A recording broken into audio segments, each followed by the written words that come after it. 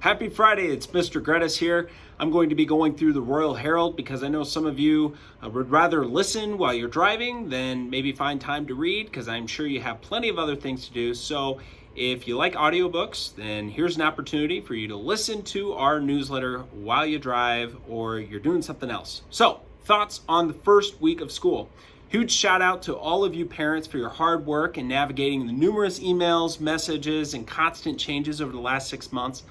I know it's been a lot for you families that were here last year and coming in, and it's also been a lot for your new families. So thank you so much for sticking with us and pulling through and bearing with all the constant changes. Although there are a lot of areas that we need to grow in, I think we can look back and say that these kids are resilient.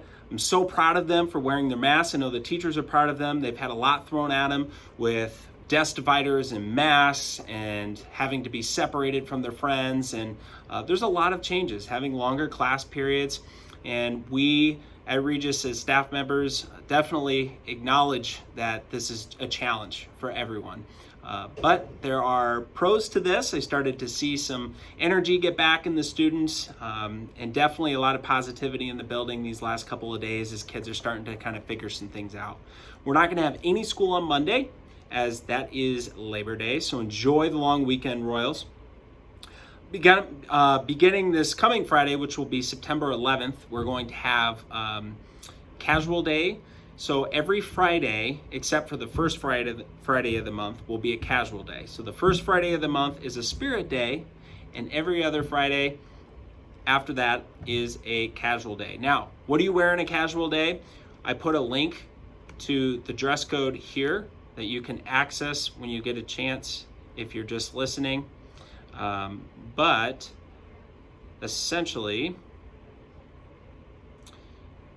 students may wear school-appropriate shirts, t-shirts, sweatshirts with either jeans or loose-fitting athletic pants or sweatpants. No leggings and no yoga pants allowed. Let's see, this is a designated short month, so students may wear shorts or capris, but we want them at knee length, please. Jeans or pants must also be free of holes, rips, and tears. Okay? If you have any other questions, again, please feel free to email me on that or go ahead and read the handbook. And we put the dress code in there, right? The link in there. All right, now for an update on our Return to Learn plan. We have this really, really long plan, and it's like 30 some pages long, and it addresses everything to make sure our kids are safe and how learning in the building happens. One of the changes that we talked about this week was desk dividers, and it makes it very difficult as kids have to strain their necks and look around, and they can't see if their teacher goes to the left or their teacher goes to the right, and that's very difficult, and we're highly aware of that. As I've told a lot of kids already, that we wanted to put as many safety measures into place as possible to start, and then we were going to weed back. So let me go get a desk divider right over here, and I'll show you for those that are watching. We have desk dividers, and these desk dividers are placed in each classroom desk, so kids are not only wearing their masks, but they're in here like this. Now, the con of this is you can't see a teacher on this side, you can't see a teacher on this side, okay? A pro of this is it's extra mitigation, right? So we have an extra strategy there to ensure the student safety, which is why we started off with it. However, what we are looking at doing starting on Monday, September 14th, is only using these for mass breaks. Again, we're looking into it. I want to make sure that we feel safe, that we get our teachers' input, that we get your input as parents, because your input matters. So we're going to go for sure all of next week with the same thing that we did this week. Okay, we don't want to do any constant changes. And then we're looking at possibly Monday, September 14th, the first day, if that's what we decide to do. So we're going to evaluate that and we'll let you know. We will, however, keep the desk dividers for the lunchroom. Okay. We'll also have the link for the Return to Learn plan on here, so you can access any changes that we make will be highlighted. All right. Here's a question that we've been getting a lot. Online learning has one purpose only, and it's for those that are not either, well, it has a couple purposes. I'll tell you what it is not. Online learning is not for families that want their student to go online learning if they want to go on vacation or see grandma or grandpa. That is not what online learning is for. If you have to go on vacation, we ask that you fill out an absence form and your student is absent from school. We don't want your student checking into online learning because that is specifically for our students that can't come to school because they are quarantining or they're isolated because they're sick. Also for those families that committed to being fully online due to safety concerns and individual personal preferences. So just so you know, that is what online learning is there for. If there's two differences between quarantine and isolation. So if someone is quarantined, that means that they were in close contact of someone that was diagnosed with COVID-19. So if you know that you are within 6 feet for 15 minutes or more of someone that has a positive diagnosis of COVID-19, you would call the school, and then we would work with the Linn County Health Department on helping us work through the next steps and of course contact tracing and all of that. But it is recommended then that you would need to self-quarantine for 14 days, and those 14 days means that your child would transition to online learning. So if you're quarantining, that means you are in contact with someone that is tested positive. That does not mean that you have symptoms, okay? And you will be online learning at that time.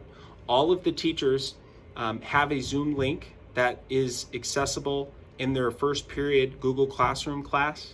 So the students would click on that link at 8:15, and that link would provide them with that is the link they would use to access their entire day's worth of classes, since they're all in that one class for that day.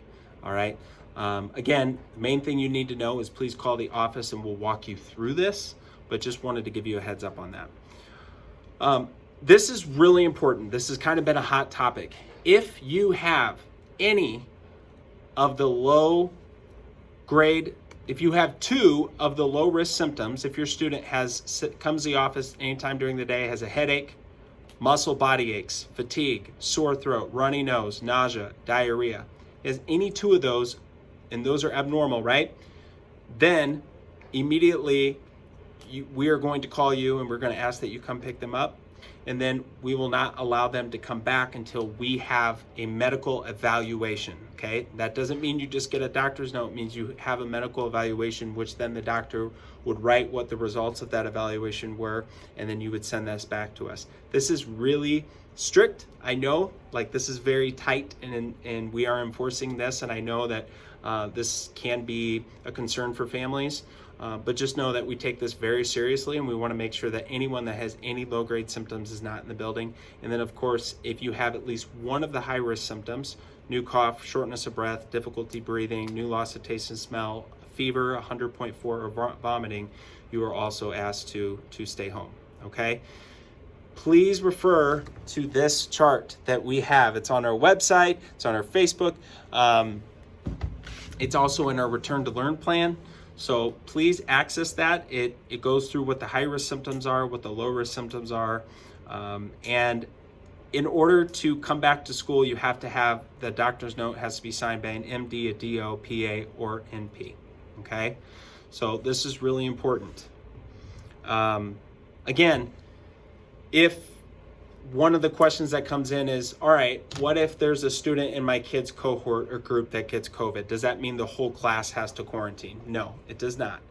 Only students that were within 6 feet for 15 consecutive minutes of that student, okay, 48 hours prior to the onset of symptoms, would then have to quarantine. So you're probably like, wait, I'm confused. All you need to know is the people that are within 6 feet for 15 minutes would need to quarantine, not the entire class. So how do we do that contact tracing? How do we find that out? We would work with Linn County Health Department, and the school would be in charge of working with the county health department. And that is why we have class rosters of knowing where kids are sitting. That is why we have the groups sit together during lunch. So it allows us to know where kids are so we can better contact trace. Okay, again, if there is a COVID-19 positive case in this building, we will let you guys know, and then we will also contact the families that were within 6 feet that need to quarantine, and we would let those families know. Okay, that is a big piece of information, and I know that's a lot, so thanks for hanging in on that. How our liturgy is going to look this year, they're going to look a little different. We are asking that we have no